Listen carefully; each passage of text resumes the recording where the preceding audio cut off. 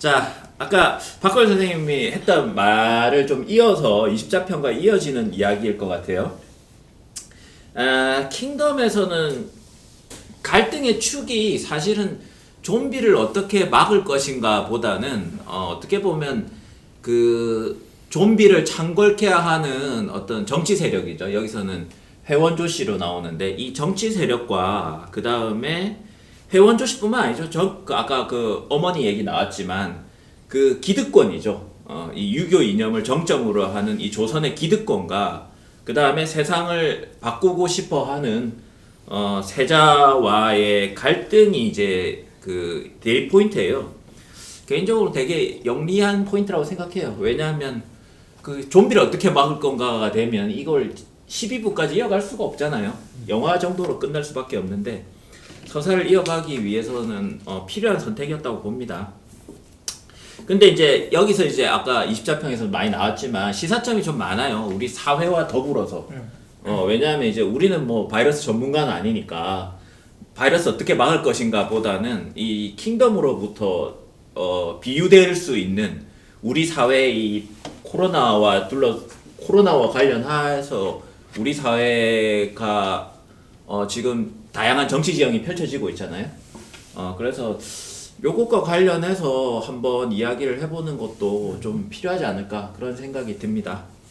자, 이번에 박헌일 선생님부터. 그 예전에 이제 울리백이라는 사회학자가 위험사회라는 이제 그 고전적인 책을 썼는데 그 책에서 이제 그 사회적인 위기가 크게 이제 좀 이중적인 양상으로 나타난다고 얘기를 해요. 그러니까 처음에는 이제 기후 위기와 같은 물리적인 자연적인 재난으로 나타나지만 그것이 사실은 사회적인 어떤 그 체제의 문제, 체제의 위기, 정당성의 위기 같은 것과 엮이는 순간 그것이 상승작용을 일으킨다는 것이죠. 그래서 위기가 이중화되면서 그래서 일종의 그 자연적인 재난을 사회적으로 이제 우리가 잘 논의하고 똘똘 뭉쳐서 대응을 하면 되는데 이미 이제 깊숙하게 자리 잡고 있는 사회적인 어떤 뭐 계급적인 문제라든가 이런 여러 가지 문제 때문에 그 어떤 합의 안 되는 문화 때문에 사실은 자연적 위기가 더 악화되고 또 그 악화된 자연적 재난이 더욱더 이제 사람들의 불안과 공포를 자극해서 그 사회적으로 이제 뭉칠 수 없게 만들고 이러면서 이제 그 재난이 점점 더 악화된다. 이런 얘기를 한 적이 있습니다. 그래서 사실은 좀비물에 나오는 이 재난 위기 상황들도 대부분 다 그런 이중 나선처럼 점점 이제 심화되어가는 위기를 그려내고 있고 지금 코로나 사태에서 보여지고 있는 전 세계적인 위기들도 사실은 우리나라에서 마찬가지지만 그런 형태로 나타나고 있죠. 사실 행정적인 어떤 무능함이라든가 또 이제 뭐 몇몇 이제 종교 단체들의 일탈이라든가 혹은 몇몇 개인들의 이기주의 뭐 이런 것 때문에 글로벌적인 어떤 네 그런 것 때문에 아무리 틀어 막아도 이게 이제 안 되는 거죠. 대응이 잘 안 되고 그리고 그런 어떤 WHO 같은 국제 기구에서 다른 나라의 이제 그 각 국가별로 어떻게 해야 된다 이런 이제 일종의 가이드라인 같은 걸 내리지만 사실은 각 나라마다 상황이 다르고 인프라가 전혀 다르기 때문에 이게 안 되는 거죠. 그래서 한쪽 나라에서 이제 그게 확산이 되면 이 글로벌화되어 있는 사회에서는 그걸 봉쇄하는 게 불가능하기 때문에 이제 순식간에 퍼져나가고 그걸 이제 통제할 수가 없는 그런 상황들이 사실은 이 조선이라는 배경을 통해서 킹덤에도 고스란히 나타나고 있는 것 같고 그러니까 일종의 더블 크라이시스라고 해야 되나요? 이중적인 위기. 그러니까 위기라는 게 항상 이중적으로 나타나고 그 이중적인 위기 속에서 가장 먼저 죽거나 고통받는 사람들은 그리고 그 사회에서 가장 낮은 계층에 있는 사람들이고 그것이 이제 처음에는 부자와 가난한 사람들의 위기가 전혀 다른 양상으로 양극화돼서 나타나지만 그것이 이제 극단화되고 끝으로 가면 갈수록 갑자기 이제 그 지수함수적으로 확 위기가 치솟으면서 모두가 다 같이 죽게 되는 상황이 되는 거죠. 그러면서 이제 아포칼립스의 상황이 나오는 건데 사실 그런 면에서 지금의 위기에 좀 뭐 유기적으로나 시사적인 측면에서나 이 드라마가 많이 좀 참고해 볼 만한 그런 이야기들이 많이 나오고 있다고 생각을 하고 있습니다. 예. 심시경 선생님. 저는 사실 이게 여기에서 킹덤에서 좀비는 일종의 그 이게 탐관오리?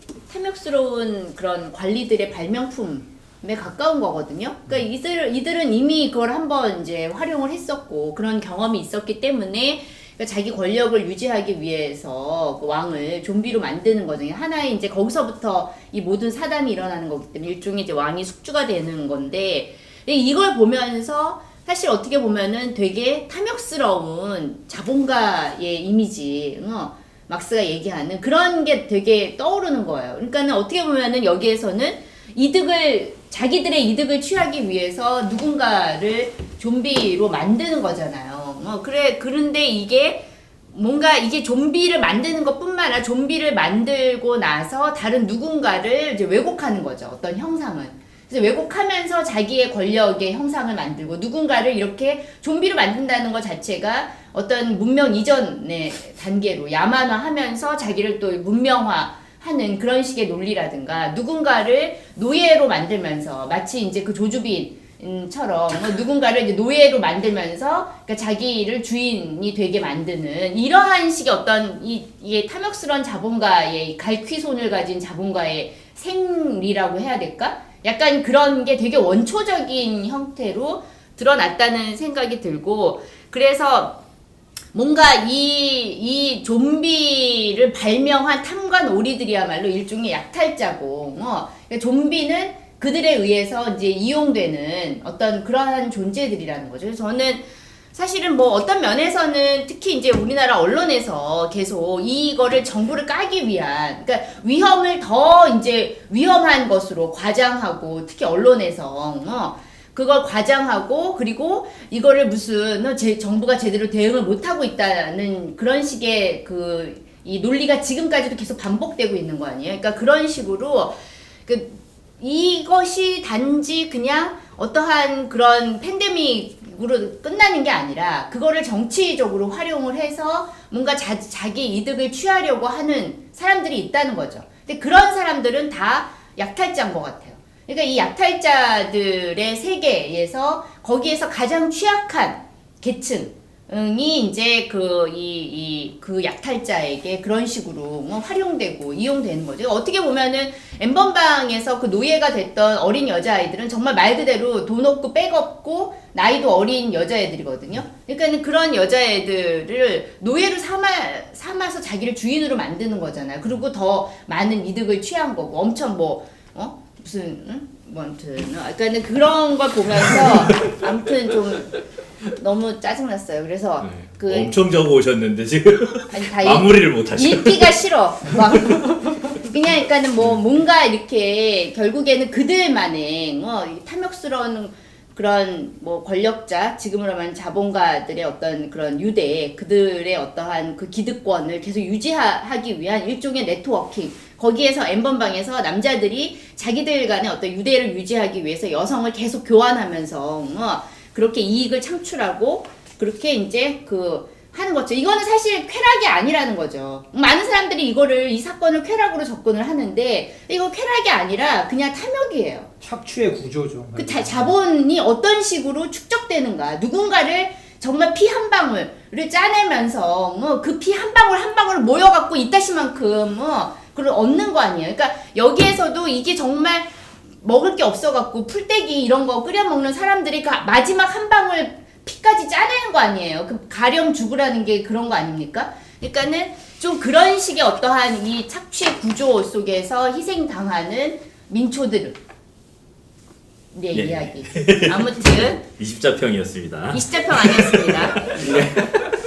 자, 박인선 선생님. 네, 같은 차원에서 이야기하자면은 이게 사실은 외부적 위기로 보였던 것이 실제로는 내부의 위기고 우리 사회의 구조적 문제이기 때문에 이거 자체를 온전하게 극복할 수 있는 일타쌍피는 없다라는 거죠. 그거를 이제 1차적으로는 잘 보여준 측면이 있었던 것 같고 두 번째로 저는 킹덤에서 그래도 이 이야기가 서구적인 좀비물보다는 조금 더 한국 사람들에게 의미 있는 지점 이 뭘까를 고민해 봤을 때 그것은 종래의 어떤 의병서사를 약간 그래도 뒤집는다는 거. 이게 뭐냐면은 1차적으로는 그 의병서사를 깔아놨죠. 뭐였냐면 위기의 순간에는 우리나라는 원래 민초가 극복하는 나라야. 그렇죠. 양반과 임금 도망가고. 그래 다 배 타고 도망갔는데. 이게 외란 당시에 성주 죽은 좀비들, 그러니까 백성들을 일부러 죽여가지고 얘네들을 좀비로 만들어서 위기를 극복했다는 거 아니에요. 근데 이게 우리가 익히 알고 있는 민초들의 자발적 희생에 의한 의병 서사에 대하여 우리가 원래 가지고 있었던 국뽕을 쫙 빼버리는 거죠. 그러니까 사실은 이 민초들이 정말 국가를 위해서 혹은 막 똘똘 뭉쳐가지고 이겨낸 이야기가 정말 좋은 이야기인가? 그것이 우리나라가 가질 수 있는 한국적인 이야기로서 모범적인 이야기가 되는 거. 오늘날에도 우리는 사실 이런 식의 의병서사, 한해서사 막 이런 것들에 대해 국뽕을 느끼잖아요. 근데 킹덤은 거기에서 국뽕을 그냥 쫙 빼버리는 거죠. 거꾸로 이야기하면. 그거 사실 다 착취당한 거야. 좀비는 여전히 그런 방식으로 위기의 순간에 내부 문제를 해결하기 위하여 사실은 조합주가 좀비를 만든 이유는 왜군을 물리치기 위해서가 아니라 실제로는 내부의 자기 권력 구조를 유지하기 위한 거라는 걸 이번 시즌2에서 명확하게 자기 입으로 이야기를 하잖아요. 그런 것들이 이제 문제가 된다는 거. 그래서 이제 위기의 순간에 항상 백성을 활용해온 역사를 반성한다는 점에서 일단 흥미로웠는데 그게 어떻게 보면 최근에 코로나 전국하고도 연결이 돼 있는 거죠. 왜냐면은 이런 위기적 상황을 어쨌거나 우리나라는 좀 국가 주도적인 방식으로, 그러니까 백성이나 국민들의 일방적 희생을 요구하지 않고서도 해결할 수 있는 좀 모범적인 이야기 모델 같은 게 필요했는데 그게 어떻게 보면 코로나 전국에서 우리가 그걸 필요로 하는 거기도 하고 킹덤이 일부 그런 부분을 제공해 주긴 하죠. 물론 이 문제를 해결하는 게 전형적인 영서사 논리고 결국에 그 주인공은 또 왕 그 세자인 이창이라고 하는 점에서는 아주 급진적인 이야기는 아니지만 유교네 유교. 그렇죠, 그렇죠. 결국 유교. 그러니까 약간 정상화하기 위해 권력을 결국에는 정상화하는 측면이 있지만 근데 모르겠어요.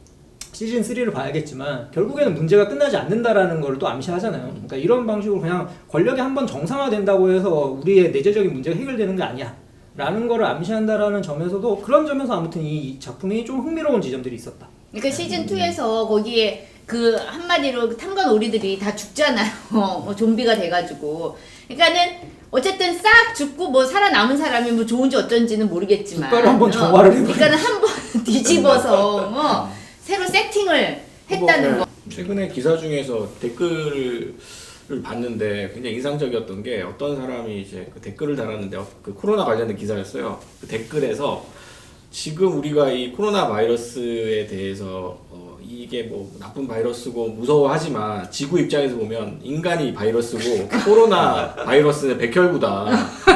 니네들이 지구를 파괴하고 도시의 인구를 밀집시키고 공장식 사육을 하고 이러면서 환경을 파괴한 대가를 너네들이 이런 방식으로 치르는 거다라는 식의 댓글을 본 적이 있었거든요. 그런 식의 사고 방식에 이제 SF 이제 콘텐츠들이 꽤 있죠. 그래서 인간 자체가 지구를 좀먹는 바이러스고 그 지구를 파괴했던 그 후과를 일종의 자연의 복수라는 형태로 치르는 것이고 아까 이제 박영 선생님 말씀하신 것처럼 양반이 그 민초들을 착취한 그 대가를 민초의 좀비화를 통해서 대가를 치르는 거죠 양반들이 사실. 그런 방식의 일종의 이 그 킹덤이라는 드라마를 복수의 서사 혹은 정화의 서사라고 이제 생각할 수도 있겠죠. 그래서 이 코로나 바이러스를 그런 방식으로 지금 우리 주변에서 벌어지고 있는 것들을 일종의 세대적 복수라든가 지구의 복수라든가 이런 리벤지 서사로 읽어내는 방식들도 있을 수 있을 것 같습니다. 실제로 세계 기후가 좋아졌다는 기사들이 있더라고요. 네, 실제로 지금 그 공기가 좋아졌어요. 유럽도 사람들이 그렇고 안 공장을 안 돌리고 거의 뭐 베니스에 물이 맑아졌다는 그런 얘기도 있고.